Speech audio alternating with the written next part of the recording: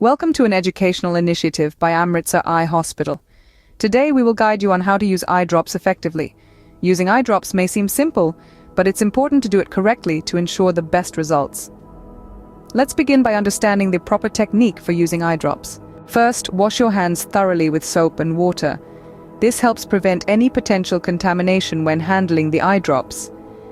Next, carefully remove the cap of the eye drop bottle, being cautious not to touch the tip of the bottle to avoid any contamination. Tilt your head back and look up towards the ceiling. Gently pull down your lower eyelid to create a small pocket. Hold the eye drop bottle upside down and place it directly above the eye. Squeeze the bottle to release the prescribed number of drops into the lower eyelid pocket. Be careful not to let the tip of the bottle touch your eye or eyelid. After applying the drops, close your eyes gently for a minute to allow the medication to be absorbed. If you are using multiple eye drops, wait at least 5 minutes before applying the next one to ensure each medication is absorbed properly. Remember to recap the eye drop bottle immediately after use to prevent any contamination. And that's it. Using eye drops correctly can help maintain the health of your eyes and improve your vision.